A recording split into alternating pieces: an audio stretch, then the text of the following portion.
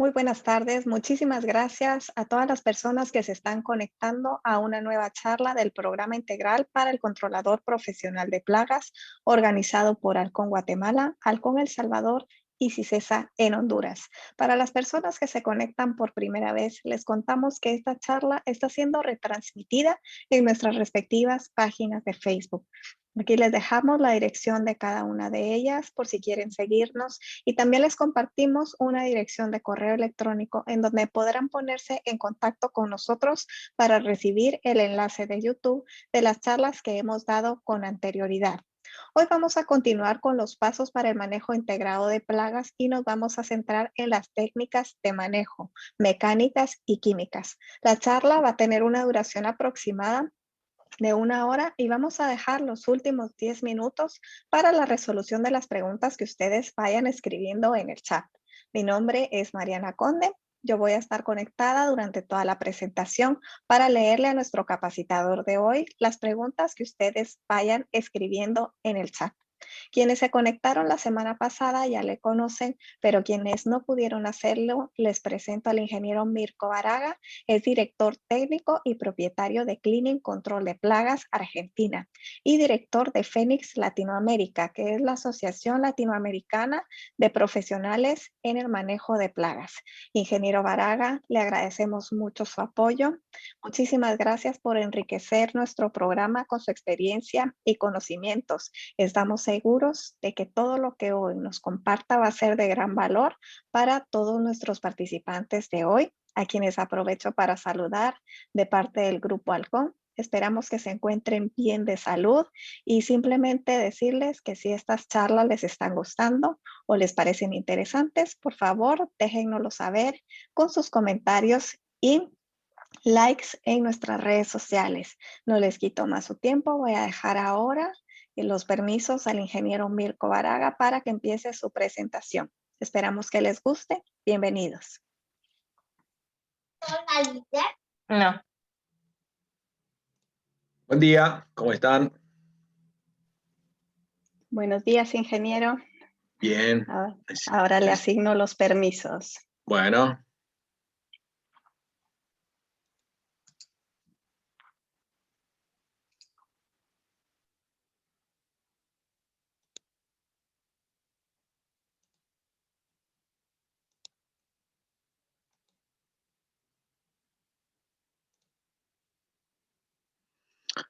Buen día, ¿me confirma si se escucha bien?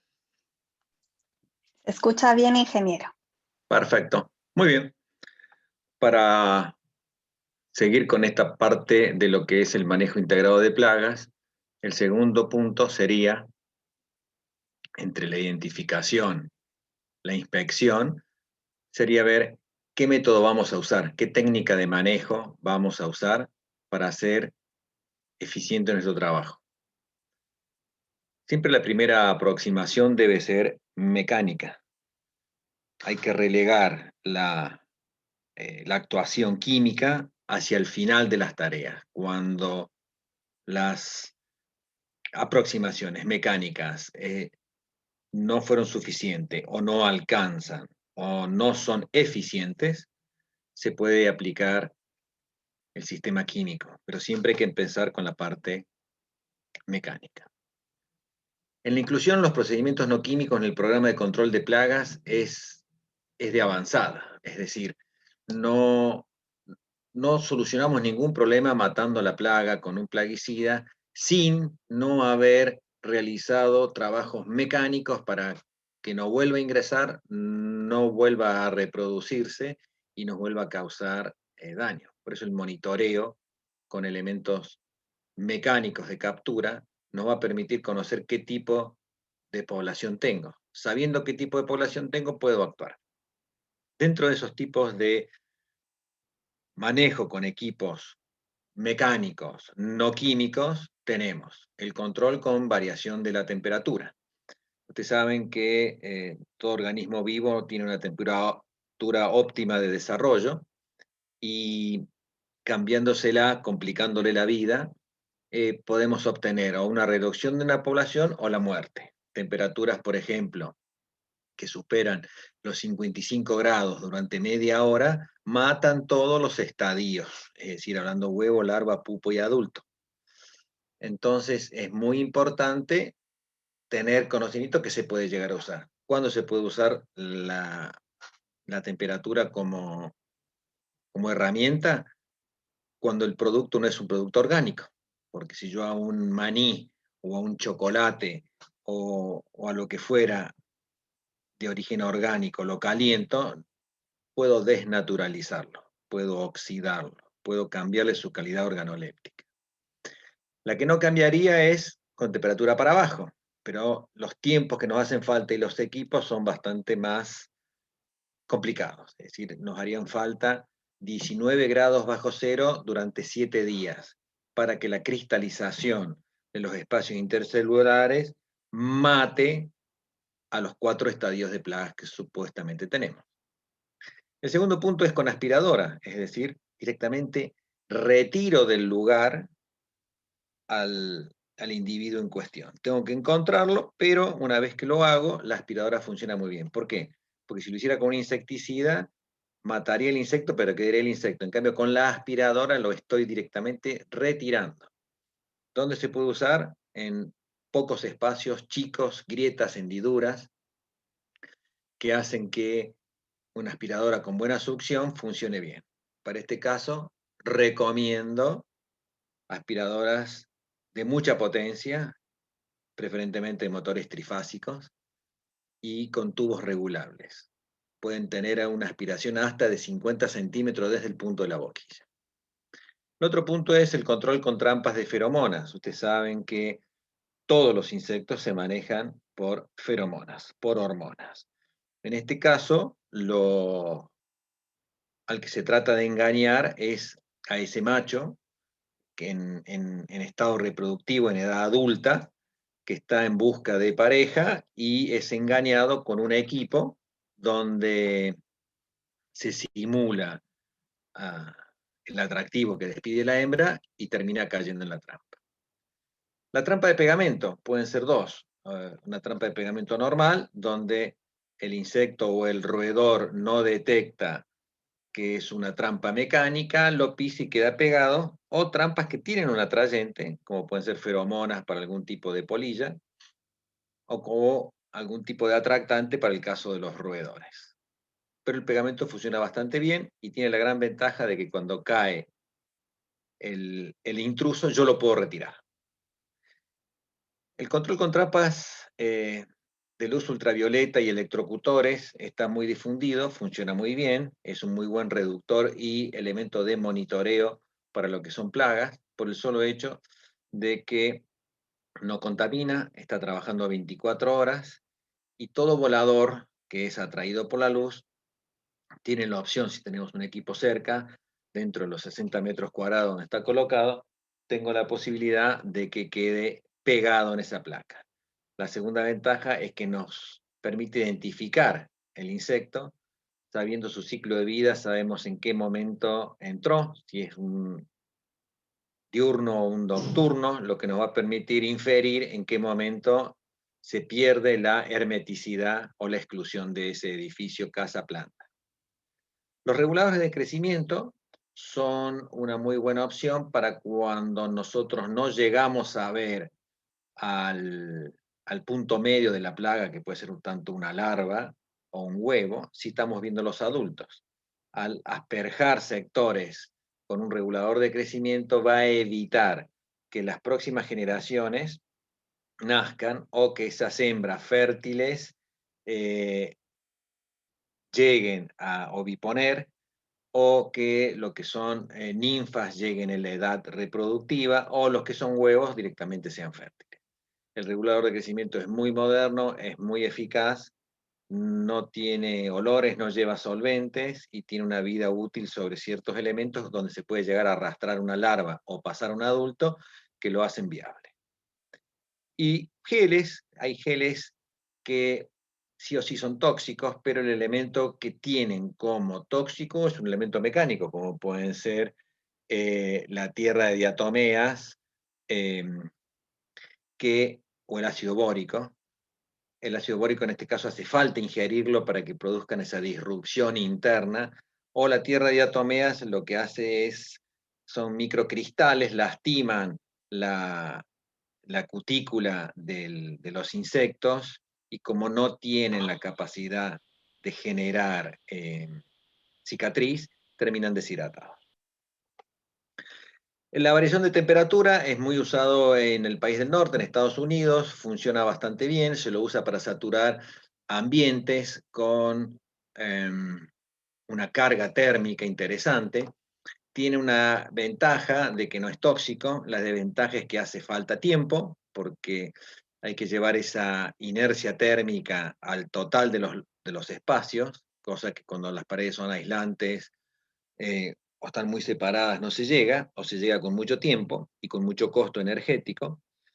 Y la desventaja también es el enfriado, es decir, enfriar la estructura lleva casi el doble de tiempo que lo que llevó calentarla, porque como todo elemento mecánico, sufre la variación de temperatura y puede quebrarse el edificio. También verán acá el uso de aspiradora, en este caso es el aspirado de una cámara de fermentación, donde tiene un sumidero, problemas de cucarachas solucionados con la aspiradora sin sumar un solo tóxico que podría cambiar el olor o la calidad organoléptica de esa masa que se está leudando. Y arriba se ven el uso de feromonas, en este caso son feromonas, entiendo que para Plody. Los pocos ingresos y bien protegidos es otro elemento mecánico de ingreso, el filtro sanitario, que se llamaría. El túnel que evita, este sería un elemento mecánico, que haya una corriente directa de aire que succiona a la planta, al planta o el edificio, por lo que es importante que todo ingreso tenga su túnel sanitario, su filtro sanitario, donde la cortina plástica va siempre del lado de adentro y del lado de afuera puede ir la puerta rígida. Esto hace que sea un espacio tranquilo, quieto, y en ese espacio yo sí coloco los elementos de control o monitoreo, que pueden ser las trampas de luz ultravioleta. ¿A qué se lleva todo esto? A que hay que reducir las aplicaciones generales, es decir, asperjar con tóxico todo un edificio porque tengo una población de insectos no es lo más saludable, ni lo más óptimo, ni lo más económico. Esto es solamente un parche que se puede usar en una sola ocasión cuando todas las otras medidas no han sido positivas, y esto lleva a que sumemos, aparte del problema de la plaga, una carga con insecticida que va a quedar sobre bolsas, piso y el resto. Esto es como querer meter un elefante dentro de una fábrica de vidrio, no soluciona mucho. Sí, sería lo óptimo controlar específicamente en el sector donde está la plaga para no tener que contaminar todo el espacio. El uso de cebaderas inviolables. Esto lleva a que podamos manejarnos con cebaderas o trampas mecánicas que pueden llegar a reducir la población que circunda por esa zona o que ingresa. Estos son tres tipos de equipos, desde uno muy económico hecho con caño de desagüe, otros de fabricación propia, y el tercero ya era uno comercial. Todos estos elementos son elementos mecánicos, en este caso que tienen un tóxico adentro que ayuda a controlar la población. Si tenemos cebaderas con eventos, nos va a indicar que hay la posibilidad de que tengamos roedores en el área. La otra es la eliminación de puntos ciegos, como la eliminación de sumideros. El sumidero no le sirve a nadie en un edificio. El único que lo puede llegar a usar es el que está limpiando, donde mete todo el residuo, le agrega un poco de agua para que pase y siga. El sumidero únicamente debe estar en una industria o en una planta si hay la posibilidad de que haya una rotura de un caño de agua y que la planta o el edificio, la casa se inunde. Si no, no se justifica, no sirven exactamente para nada. La otra es la colocación y la pintada de un zócalo sanitario. El zócalo sanitario tiene que tener el ancho del hombro de una persona, supongamos que sean de entre 40 y 60 centímetros, va contra la pared y nos permite saber qué hay contra la pared, porque justamente por la diferencia de colores. Lo hace muy visible, en este caso, como verán, moscas y algunas hormigas voladoras, que si tuvieran el piso del color del cemento oscuro no se vería. En estos casos sí se colocan trampas mecánicas y sirven para detectar si hay alguna falla entre pared y piso, que normalmente son los puntos de ingreso de plagas. Presión positiva. La presión positiva en los edificios hace que el aire salga desde adentro del edificio y no que sea al revés. Cuando son edificios que tienen el techo alto, normalmente sale el aire caliente por la parte más alta y recupera ese volumen de aire por la puerta más baja o más fría. Entonces uno abre una puerta y esa puerta baja o fría está chupando aire, insectos, polvo, cosa que no es beneficioso para el edificio. Por eso la presión positiva es otro elemento mecánico para el control de plagas. ¿Por qué no usar insecticidas o por qué sí usarlos y cuáles usarlos? Bueno, ustedes como verán en esta tabla, esto es de la guía Truman, los insecticidas, su dosis oral, la dermal, cuantificado como dosis letal 50, es decir, la dosis que a nivel de uso comercial mata al 50% de una población. Fíjense cómo han ido bajando la cantidad de DL50 necesaria para controlar cierto tipo de insectos. Por ejemplo, el insecticida, los neonicotinoides, o en este caso la nicotina como pura, pasa a tener una dosis de 50, igual que lo que tenía una vapona. Es decir, que es la nicotina para los fumadores, están tomando un veneno que es uno de los más tóxicos que hay en el mercado. ¿Qué hacer con las plagas y cómo llegar a monitorearlos? Fíjense la posibilidad que uno tiene de tratar de no usar insecticidas, pero cuando es necesaria la aplicación de insecticidas, ¿cuál debo o cuál puedo usar? Primero, como definición, debe tener rápida acción sobre la plaga. Es decir, un insecticida que tarda 4, 8, 10 o 12 días no tiene ese efecto de shock rápido. Ahora, los modernos son así, son lentos, tienen menor carga tóxica, pero no sirven para la emergencia, sirven como preventivo o como manejo de plagas. Debe ser inofensivo para la gente, eso es muy difícil de poderlo probar. Es decir, si llegó a matar un organismo que tiene 200 millones de años de evolución, no hay duda que para nosotros tiene cierta toxicidad. Los residuos no deben perdurar solo lo necesario, no deben perdurar en el tiempo. Por eso no se busca que el insecticida sea residual, sino todo lo contrario, que tenga la acción sobre el organismo a tratar y que después se degrade solo o que se pueda biodegradar con algún otro activo. Se le puede prolongar la vida a un insecticida como se hace con los microencapsulados. Es un insecticida que va cubierto por una capa de teflón microscópica que hace que la molécula original, con los aditivos, los adherentes que lleva eso, se mantenga más tiempo en un cierto sector. Tiene la gran ventaja que dura y la segunda ventaja es que no tiene solvente, por lo tanto no tiene olor. Tiene que ser económico y químicamente estable, muchos que reaccionan muy mal con la luz solar, por eso los envases que vienen son oscuros, otros que reaccionan muy mal, la mayoría con superficies alcalinas, por lo tanto, al aplicarlos, y le puedo asegurar que a los 5 o 10 minutos no existe más la molécula porque fue completamente desdoblada. Fácil preparación y aplicación, eso es lógico, porque quieran o no, si es un producto que precipita, sedimenta, es complicado y puede llegar a tapar boquillas y máquinas. La mayoría no tenemos ese problema, o ya vienen agitadores especiales o emulsificadores para que la cosa funcione. Lo de no corrosivo es lógico, que no manche a veces es difícil, los solventes que lo acompañan normalmente son los que se encargan de hacer esa parte. Y el tema de los olores desagradables, la mayoría tienen olores insertados para poderlos detectar, porque puede haber personal no inducido y sin tener esa posibilidad de saber que está el espacio con una aplicación, lo pueden tocar. Los tipos de plaguicidas. Tipos de plaguicidas hay varios. Por ejemplo, están los botánicos, que es el piretro natural. El piretro natural se hace moliendo una planta. Fue como se inició todo, por eso se llama piretro. Y los sintéticos son los piretroides que se hacen como homólogo de esa molécula.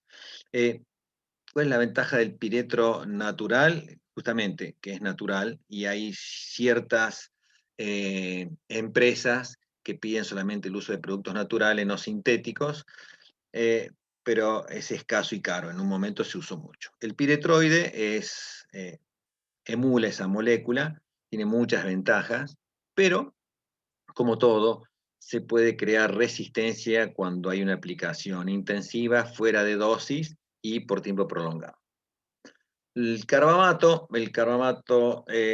Había carbamatos en líquido, carbamatos en polvo, se usaron en un momento muy específico y funcionó muy bien, pero tienen las desventajas que las dosis que se permiten, las ppm, las partes por millón permitidas, han bajado muchísimo y hay países que se ha prohibido. Reguladores de crecimiento, yo lo veo como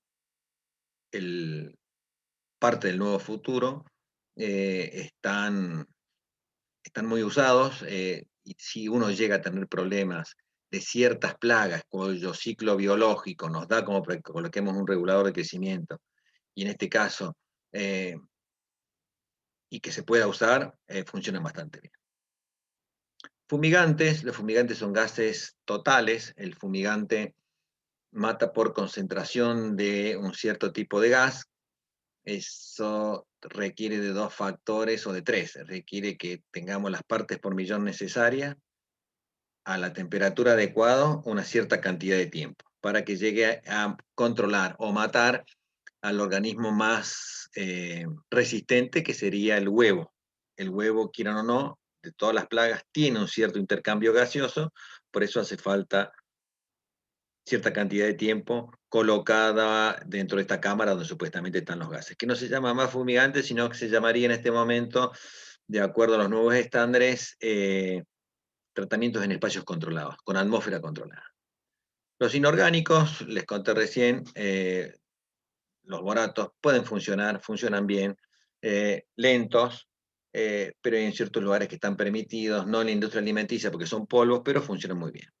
Fosforados tuvieron sentencia de muerte en el año 2000, cuando las partes por millón permitidas en ciertos artefactos, utensilios o alimentos bajó muchísimo, por lo tanto era imposible usarlo. Se sigue usando solamente en el tratamiento de granos almacenados junto con otro tipo de insecticidas. Avicidas, sistema complicado, en países latinos no están muy claras las leyes que permiten o no hacer control de aves.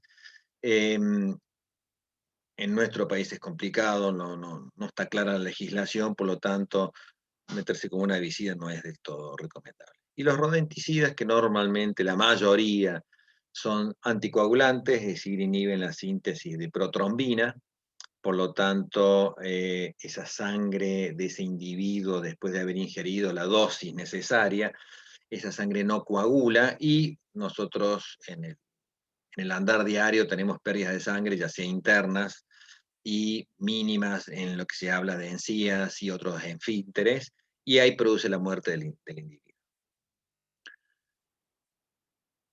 Algo de característica de los insecticidas, por ejemplo, los piretroides se caracterizan por tener baja toxicidad, son los más usados, tienen un rápido noqueo y poco efecto residual. Puede ser una de las causas por las que se lo usa más. La solución no debe quedar de un día para el otro en la mochila. Acuérdense que los insecticidas se comienzan a morir en el momento que yo los disuelvo, es decir, en el momento que les coloqué el solvente común que es el agua. Por lo tanto, no se debe usar ese insecticida de un día para el otro, sino que se lo cuenta como si fuera agua. Es decir, si quedó de una mochila cargada de un día para el otro, esa carga se la considera como si fuera agua. Lo que le contaba de la ventaja de los microencapsulados es que tienen más acción residual porque se mantiene más en el tiempo. El insecticida está más protegido de los agentes ambientales y la solución se puede guardar algo de tiempo entre trabajos. ¿Por qué? Porque al no tener solvente y estar únicamente disuelto en agua, funciona muy bien. Los reguladores de crecimiento pueden causar esterilización. Si el estadio inmaduro recibe la suficiente dosis, es decir, si yo no encontré la plaga, pero tengo asperjado el sector, esos estados inmaduros no van a llegar a tener vida reproductiva. Y en áreas alimenticias o de manipulado de alimentos, la aplicación de insecticidas residuales está limitada a grietas y tratamientos localizados. Quiere decir que no podría hacer un control con otro tipo de insecticida que no fuera un microencapsulado o un regulador de crecimiento. Además de matar, los plaguicidas repelen, atraen y esterilizan. Suele pasar con algunos piretroides que los solventes que tienen y parte del sistema de flashing out hace que algunos individuos no solamente que no salgan, sino que se escondan más, que suele llegar a pasar a veces con lo que es blatela. La resistencia a plaguicida se entiende como la disminución del efecto en el control y se da más en especies con alta tasa de reproducción, es decir, que tienen muchas generaciones con muchos individuos por año. Entonces, la posibilidad de que alguna de esos individuos tenga cierta mínima resistencia va a dar individuos con resistencia. Por eso es importante, a no menos de 6 meses, cambiar los activos con los que se está trabajando, si se trabaja intensivamente y en forma repetida, para no tener ese tipo de problemas. El butóxido, quieran o no, anula la capacidad, el butóxido de piperonilo, la capacidad que tiene el insecto para desintoxicarse de un piretroide. Por eso cuando viene como activo funciona muy bien. Los métodos de aplicación son varios. Una es el que están viendo en la foto, el spray o el asperjado. Como verán, no tiene ningún elemento de protección por el muchacho, pero en este caso está controlando hormigas y lo está haciendo con un fosforado. El que va a morir antes que las hormigas es el de eso, no me queda ninguna duda. Los aerosoles tienen la misma gota que puede llegar a tener una mochila, solo que uno los puede llegar a dirigir de otra forma o son de descarga completa. El aerosol ya casi no se usa solamente para espacios cerrados o que se pueden llegar a confinar. Nosotros usamos aerosoles en ciertas cámaras, se coloca el aerosol, queda el aerosol trabajando y a la media hora se abre, se ventila, se lava y supuestamente esa gota llegó a los espacios más recónditos. Polvos tienen muy buena eficacia, hay polvos que directamente no tienen olor, hay deltametrinas que no tienen olores, lo que lo hacen muy útil para ciertos lugares, por ejemplo, para el control de avispa, hormiga carpintera, funcionan bastante bien. Los cebos, todos los que vimos antes, yo tengo que ir a buscar al insecto. En cambio, el cebo, yo tengo que atraerlo. Y el cebo nunca va con un insecticida. Es decir, el cebo, si es un cebo para insectos o el cebo para roedores, nunca puede estar en el mismo plan de trabajo si estoy usando insecticidas o venenos. El cebo normalmente es un atractivo, el animal o la plaga se acerca, lo come y si tiene un activo que lo mate, funciona espectacular. Fumigantes ya lo vimos, que no se llamarían más fumigantes, sino tratamientos en espacios complicados. En la aplicación del plaguicida se deben usar de acuerdo a lo que indica el marbete, nunca un poquito más ni un poquito menos. La dosis está estudiada, es esa, tiene normalmente una variación entre el 50 y el 100% de la dosis indicada, la que se puede indicar para un tipo distinto de plaga, pero siempre hay que manejarse con el marbete.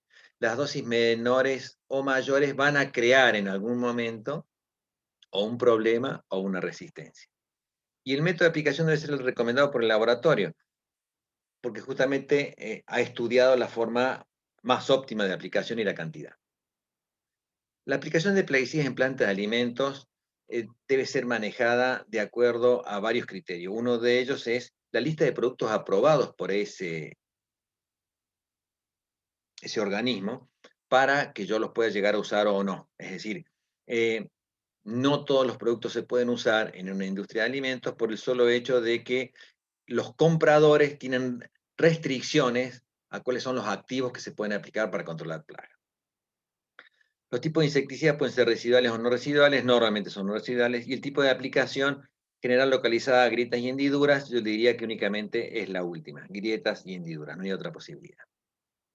Los residuales son productos que al ser aplicados tienen una acción insecticida por varias horas o más. El cuánto de las horas no estaba muy descrito, pero en un momento se hablaba que si un producto duraba más de 6 horas era residual. No les podría decir ahora si sigue el mismo criterio. Y no residuales son productos que su acción insecticida dura en el momento de aplicación o un poco más y luego mueren. Los residuales, que son la gran mayoría, porque uno puede dejar el producto e irse. Se puede hacer también en aplicación general, la localizada o grietas sin hendiduras. ¿Cuál es la gran ventaja? Que nosotros nos vamos y si hay algún movimiento por alguno de los productos que tienen un flashing out o tienen algo de repelencia, hace que tengan más oportunidades de entrar en contacto con la plaga controlada. La aplicación de no residuales. Se puede hacer en espaciales, se usan las termonieblas o generadores de humo, no las recomiendo. La mayoría de los productos mueren en el caño del termonebulizador. Es muy difícil controlar que no supere los 60 grados el inyector cuando el caño tiene 900, es decir, pero bueno, funciona. Se usa. Los sistemas neumáticos son sistemas neumáticos de aplicación. Algunos se usaron para lo que es la carga en maderas y otros que se usan como neumático para mover corrientes de aire que llevan el tóxico, la solución a mayores alturas. Y el ultra bajo volumen tiene la desventaja de que es una gota muy chica que vive muy poco, pero para espacios reducidos se podría llegar a hacer. Las áreas de aplicación, en áreas de alimentos está recepción, depósito, empaque, producción, reproceso, y las áreas no alimenticias tendrían que estar bien definidas, que serían los puntos donde nosotros no tendríamos problema para aplicar una u otra dosis. El uso de rodenticidas. El uso de rodenticidas como producto químico está mundialmente expandido, diríamos que es la mejor opción. Hay rodenticidas modernos. Los que más hemos visto que ha funcionado son las pastas. Las pastas tienen mucha más palatabilidad, tienen mayor éxito en el control. Lamentablemente en nuestro país no se les ha permitido, pero funciona. Los tipos de rodenticidas hay dos formas de manejarlos, o vienen hechos de dos formas. Extrusado, que es cuando se comprime en un bloque la cantidad de 20 a 25 gramos de este rodenticida junto con cereales y algo que lo aglutine, y los otros que son los colados, donde es en un molde, se coloca, vienen con cera o con parafina, y ahí va el tóxico. Tanto uno como el otro tienen normalmente los mismos activos, solo que algunos resisten más la temperatura, los que son extrusados, y resisten menos la temperatura, los que son colados. La trampa mecánica para el control de roedores, digamos que es una opción buena y rápida. La ventaja tiene que yo en este caso, cuando atrapo al individuo lo puedo sacar. En cambio, cuando el roedor comió el tóxico, no sé dónde va a morir. Y por ley de Murphy normalmente va a morir en un entretecho de difícil acceso. Por lo tanto, las trampas mecánicas como control funcionan bastante bien. El cebo dentro de cebaderos de rodenticida es otra forma de manejar la plaga. ¿Por qué dentro de un cebadero? El cebadero está hecho para proteger el cebo de plagas que no son objeto del control, darle un lugar seguro al roedor. Por eso habrán visto que tiene un hueco de entrada y salida que coinciden, para que el roedor en su derrotero contra una pared vea este espacio oscuro que tiene salida, entra y entra en contacto con el cebo y si tenemos suerte lo come.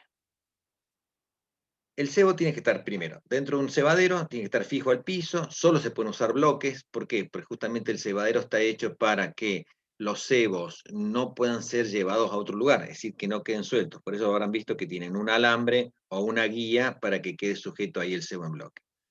Se revisa normalmente cada 15 días por rutina y normalmente se pueden ir reduciendo la cantidad de dispositivos cebaderos si no tenemos eventos en el sector. La otra disposición es colocarlos al lado de cada ingreso. Si un roedor puede llegar a pasar, ya sea por la izquierda o derecha de una puerta, tenemos posibilidades de que pase por ese cebadero. Entonces eso nos va a permitir saber si hay o no eventos. Esto es algo que no se debería hacer. Estos son cables canales en una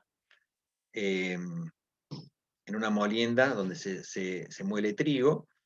Son cebos atados con un precinto dentro de un cable canal. Como ven, tiene mucho trigo para comer, se ven los excrementos de los roedores que pasaron. El tema es que no hay nada que el roedor no pueda romper, en este caso un precinto plástico, si llegara a morderlo o usarlo para reducir sus incisivos, ese cebo quedaría suelto y puede caer dentro de la zona de producción. Prácticas a no tener. El cebo suelto no funciona. El cebo debe estar en un lugar controlable y fijo. Si no, no hay forma de hacer el control y el monitoreo. La aplicación de insecticidas, ¿qué tipo de insecticida? ¿Cómo lo debo manejar?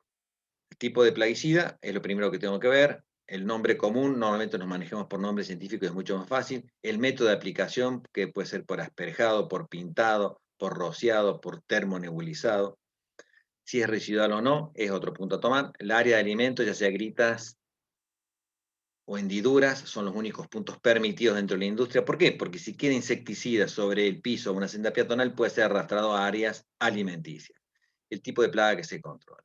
Normalmente los equipos de mochila son los más usados, por eso lo he hecho de la facilidad de moverse de un lado al otro. En este caso, los técnicos hacen solamente perímetros externos en grietas, porque es una industria alimenticia. Esto permite que si en ese espacio que queda abierto haya algún tipo de insecto, muera ahí y el que venga, si se colocó un residual, no pueda llegar a pasar. Los guarda esquineros también, cuando están o no están bien pegados, también pasa a ser un punto donde se pueden llegar a concentrar las plagas.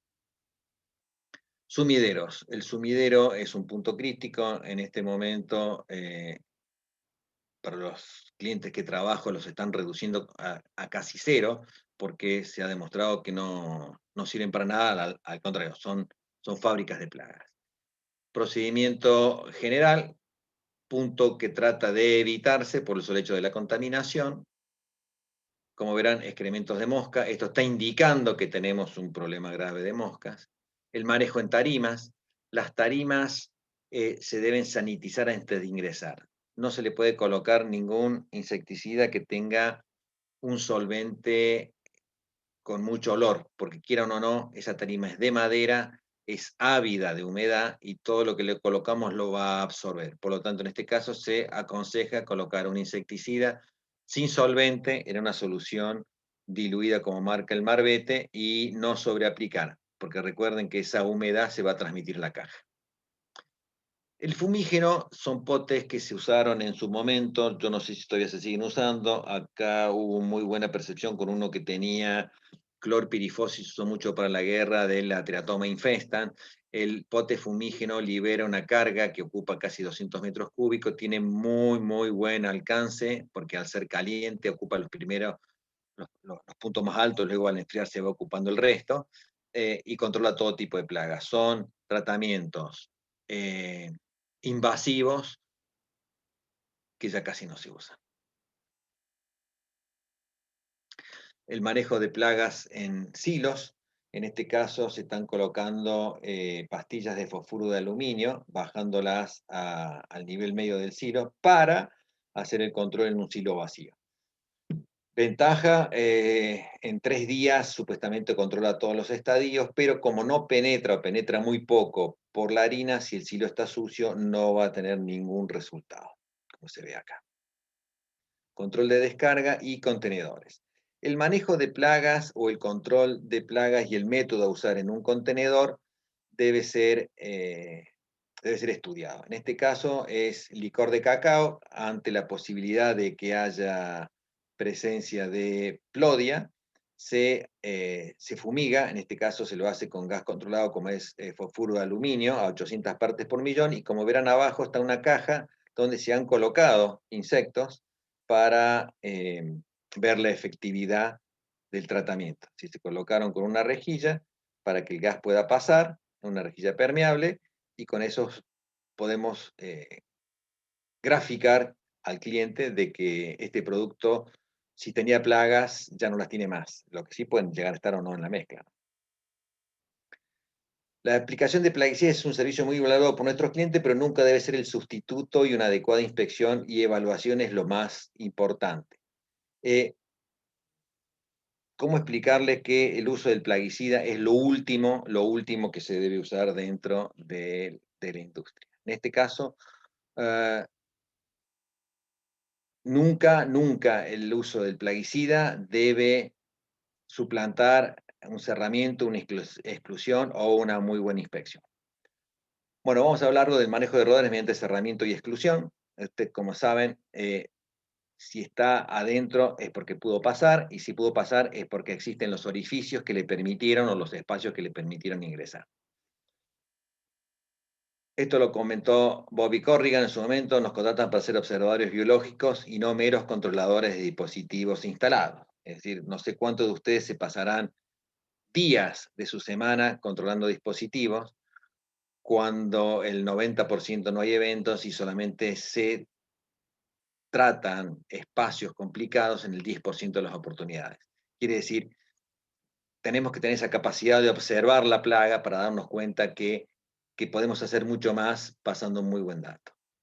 El uso de maquinaria y dispositivos para atrapar o retener o matar las plagas. En este caso estamos usando trampas de pega. La trampa de pega es espectacular para espacios donde no puedo usar otra cosa y tengo que sí o sí retirar los cadáveres porque no pueden morir en cualquier lugar. Estas trampas mecánicas nos dan muy buen resultado, no se ceban con nada. Directamente el roedor por curiosidad se acerca y ahí queda. Pero estas son las deficiencias que permiten que estos roedores pasen e ingresen. ¿Eh?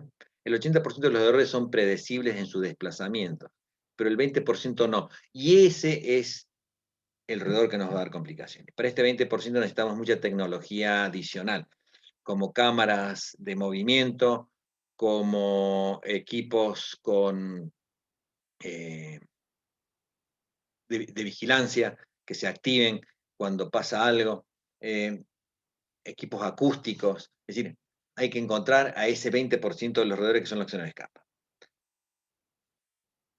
El recambio de placa adhesiva como elemento mecánico es importante. Como verán acá, este tipo de placa, por la profundidad que tiene la goma, no es apta para esta especie. No hay duda que no está produciendo ningún efecto. Directamente se ha hecho un camino sobre el pegamento. Volvemos a lo que vimos el otro día: cerramiento y exclusión, exclusiones mal hechas. Esto es parte de los trabajos mecánicos, es decir, esto no lleva nada de insecticida, esto es saber cómo sellar. Nunca se debe sellar un espacio donde posiblemente hay roedores con espuma de poliuretano, porque es como manteca para los roedores pasar por ese sector. Sí, haciéndolo con cemento. El otro punto son los equipos de cable canales, mejor descubiertos que cubiertos, porque ahí permite limpiarlos y saber si hay movimiento o no. La ley del mínimo, como verán acá, son espacios que han quedado abiertos que pueden ser usados por los roedores. Dos tipos de cerramiento y exclusión, uno bien hecho y otro no, donde se usa el inoxidable, y como verán acá se nota la bandeja pasacables que se ha rellenado con espuma de poliuretano. Ese pasó a ser al final el punto flojo. ¿No? Los roedores es el segundo mamífero terrestre, diríamos, más inteligente, y va a usar todo su criterio y sus sistemas de seguridad para preservar la vida y reproducirse. Por eso no nos confiemos en ellos. Puntos de cerramiento, puntos de exclusión, como vemos los dobles burletes, el uso de talcos o harinas para detectar ya sea si ingresa o si egresa de un espacio. Esto es un elemento de monitoreo muy útil. Como verán en la foto de arriba a la izquierda, ahí se colocó un polvo sin olor para poder detectar si ingresaban o salían los roedores. Y como vimos la otra vez, si por el burlete de una puerta pasa una lapicera o un viro, pasa también en la cabeza de un roedor. Este es un burlete automotriz muy útil, pero por supuesto le faltó terminar y ahí se nota, se da la ley del mínimo. Va a pasar por donde pueda. Esto es un trabajo mecánico, es el cierre de grietas durante el invierno, cuando el edificio se achica y se separa de la pared. Es importante hacerlo todos los años. Esto evita mucho ingreso de plagas. Esto es explicándole a una clienta el por qué tiene ratas adentro. Fíjense, no había forma de pararlos. Es decir, son puntos que hacen que el roedor llegue hasta el edificio y no haya nada que lo frene. Este es el manejo, es una autopista de roedores dentro de un cable canal que maneja cables de red. Todo funcionó bien hasta que se pararon las computadoras que estaban haciendo las boletas. Ahí está el daño. Es el daño producido por roedor, y lo otro es la mancha de grasa. ¿Mm? Acá también se ven las manchas de grasa. Son todos elementos que se pueden sellar mecánicamente para que ese roedor no ingrese. Ley del mínimo, como verán, los cables de red y la malla metálica. Siguen pudiendo colocarse cables porque no se ha sellado con cemento, hay respiración de ese cable canal y la malla metálica evita que pasen roedores por el sector. Un cerramiento mal hecho y la posición que uno promueve en este momento para que se hagan los manejos del cable en horizontal contra la pared y descubierto. Perdón, en vertical contra la pared descubierto. Huecos de roedores alrededor del edificio. Son fotos de Don Corrigan. Este es mi vecino. Si yo tengo algo así, ¿qué me puede favorecer? Bueno, lo único que tengo que hacer es proteger mecánicamente el edificio para que ellos no lleguen a planta. En este caso se han colocado estas mallas en los sumideros para que el roedor no ingrese y viva dentro de estos caños que tienen mucha vida hacia adentro. Portones que quedan abiertos y puntos que complican a la larga. Bueno, para terminar les cuento esto, buscando qué tipo de roedor tengo o no tengo, cuando la prioridad en la exclusión para Ratus ratus son las conexiones con el exterior. Es decir, el Ratus ratus va a vivir en altura, va a tratar de anidar en altura y hacer toda su vida ahí, pero suele bajar a la superficie. Por lo tanto, esos puntos que están en altura son los puntos a excluir. Y cuando tengo Mus musculus o laucha, la prioridad de las exclusiones son las conexiones internas del edificio. ¿Por qué? Porque tiene mucho menos recorrido. Ese mucho menos recorrido son 8, 10, hasta 12 metros. Por lo tanto, cuando yo encuentro el excremento de Mus músculos, sé que mi radio de acción está muy cerca. Bueno, yo creo que acá podemos terminar porque esto es mucho más largo, sigue muchísimo más, pero nos quedan 10 minutos por si hay algún tipo de pregunta o duda. Termino con el nido de aves. Nidos de aves, lamentablemente, hay poco para hacer, pero la exclusión y el cerramiento, que sería un elemento mecánico, ayuda a que ese individuo no anide, en este caso es una canaleta de desagüe, con lo que nos va a traer muchísimas complicaciones. Mariana, quedo abierta a preguntas cuando guste. De momento no hay ninguna pregunta en el chat, así que pregunto a los participantes si alguno tiene alguna duda, la pueden ir escribiendo para que el ingeniero nos vaya respondiendo ahora en directo. Vamos a ver. Eder Rivera pregunta, buenas tardes. ¿Qué insecticida es recomendable para asperjar tarimas, ya sean de madera o plásticas? Habría que ver regionalmente qué acepta el cliente. Normalmente son permetrinas o pueden ser también un fipronil. El fipronil como molécula funciona muy bien, tiene la ventaja de no tener olor, es muy poca la cantidad de activo que se coloca, se diluye al 0,15% y funciona bastante bien. Nosotros lo hacemos con eso en las plantas alimenticias que usan tarimas o paletas de madera. Primero se la limpia el servicio de limpieza y después se asperjan con este producto, que tiene una buena residualidad, no tiene olor, por lo tanto no transmite olores a las cajas que se le van a colocar arriba y funciona bastante bien. Tiene que estar bajo techo y sobre piso firme. De acuerdo. A ver, Carlos Macoy pregunta, ¿cuál es el mejor método para tratar al comején en la madera y subterráneos? No tengo experiencia. Como dicen, paso. De acuerdo, pasamos a la siguiente. A ver, Herbert García agradece por el gran aporte, que es muy valiosa toda la información aquí proporcionada. Así que, ingeniero, el mensaje es para usted. Bueno, gracias por su atención y tiempo. Nos pone servicios Temicom, pone, en caso de los contenedores, lo más recomendable es utilizar un producto no residual o residual. Los contenedores, si están vacíos, se puede colocar un producto residual. Acuérdense que el piso del contenedor puede ser de conglomerado o de chapa. Si es de chapa no hay ningún problema. Va a durar nada lo que le coloquen porque la chapa es alcalina y lo va a degradar. Si es de conglomerado, tiene que asegurarse que se seque. Normalmente para un contenedor de 40 pies, la solución no debe superar los 400 centímetros cúbicos, si todo, el producto más el agua. Es decir, son 400 centímetros cúbicos de sopa que se coloca en un contenedor para que se seque y se pueda usar. Por ejemplo, los que cargamos nosotros tienen nada más que media hora de secado, quiere decir que no me puedo exceder en el líquido. Eso es si está vacío. Si está lleno, el contenedor, lo único que se puede colocar es un gas. Tiene que ser un gas que al liberarse no deje ningún residuo, como puede ser el fosfuro de aluminio o de magnesio. De acuerdo. Ingeniero, aquí nos están preguntando sobre cuál es el tamaño más pequeño por el que puede ingresar un roedor a las instalaciones. Él menciona si puede ser un espacio similar al tamaño de una moneda. eh, Un músculos atraviesa un espacio de 1,5 centímetros.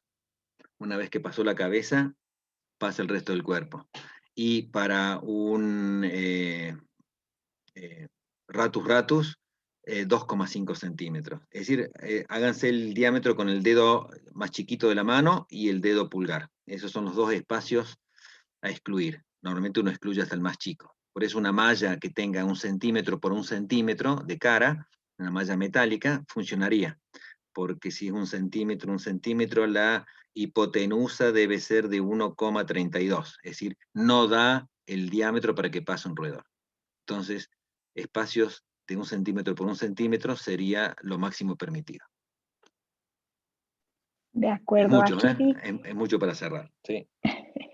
nos pregunta Vicky si puede repetir, por favor, el nombre de los reguladores de crecimiento. Ah, bueno, de reguladores de crecimiento hay varios activos que se pueden llegar a usar. No sé comercialmente qué tienen en su país, pero la ventaja del regulador de crecimiento es que no tiene olor, funciona regulando la capacidad que tiene para que el estadio en el que se encuentra la plaga continúe, y es de muy fácil aplicación y se puede colocar en la misma mochila, misma sopa con la que está aplicando un insecticida como derribante. Entonces puede usar las dos mismas cosas al mismo tiempo. Pero no le podría decir cuáles son los activos porque no sé qué tienen habilitado ustedes en su país. De acuerdo. Vamos a ver. Nos preguntan sobre el bromuro de metilo, si puede compartir un poco de información sobre el bromuro de metilo, ingeniero. El bromuro de metilo en nuestro país ya se prohibió. El bromuro de metilo tiene algún tema con la capa de ozono. Es un gas pesado que se lo debe calentar para que baje. Es un esterilizante, es decir, el bromuro de metilo mata hasta el germen de las semillas, por lo tanto no se lo puede usar para controlar plagas en granos porque directamente la inactiva. Tiene muy poco uso por la zona, digamos que únicamente se lo está usando para esterilizar suelos cuando se quiere arrancar de cero, o almácigos en la zona de cría de hortalizas. Pero yo debe hacer hace 10 años que no conocemos ningún tratamiento en la zona. Hay Gracias, países, por ingeniero. ejemplo, como Pakistán, que estaba pidiendo para que sus exportaciones, es decir, lo que ellos importaran, fuera tratada con bromuro, pero es bastante complicado, es serio, es un gas a tenerlo con mucho cuidado.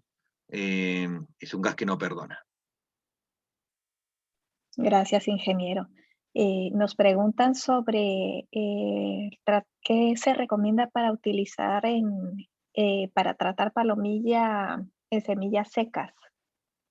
Palomillas serían, ¿cómo se dice? ¿Cuál es el nombre científico? ¿No lo tiene? No lo tengo. No lo tiene. Bueno, No, es esta especie como de polilla, una una especie. polilla, sí. Sí, Bueno, la polilla se la puede, la que causa el daño es la larva, es decir, el estado larval, que es el que puede llegar a tener sobre la fruta seca. Cuando uno ya encontró la palomilla, ya esa no causa daño, lo único que está haciendo es teniendo sexo y poniendo huevos nuevamente. Se puede cortar el ciclo con feromonas que las atraigan, y con trampas de pega de luz para retirar la mayor cantidad de individuos que puedan llegar a contaminar. A la larva, cuando está dentro del producto, no hay mucho que hacerle, porque uno puede colocar un gas para matarlas, pero sigue quedando en el producto, ¿se entiende? ¿No? Es decir, maté a la larva, no come más, pero sigue estando en el producto. Al cliente cuando abra va a encontrar larvas muertas, pero las va a encontrar. Entonces es difícil tratarla cuando está en el producto, en el estadio larval, que es el que causa daño, en este caso de la palomilla. De acuerdo. Aquí pregunta Carlos Macoy, ¿cuál podría ser el mejor método para tratar el comején en la madera? Vuelvo a la pregunta anterior, no tengo experiencia. Pero acá la madera que se usa para exportar va a horno. Antes se hacía con bromuro, ahora va todo a un horno. Son 6 horas a 50 grados. De acuerdo, Entonces, pues yo creo el, que vamos a tener que organizar una charla específica sobre plagas de la madera porque sí hay varias preguntas acerca del tema, así que lo tomamos en cuenta para la siguiente. uh-huh.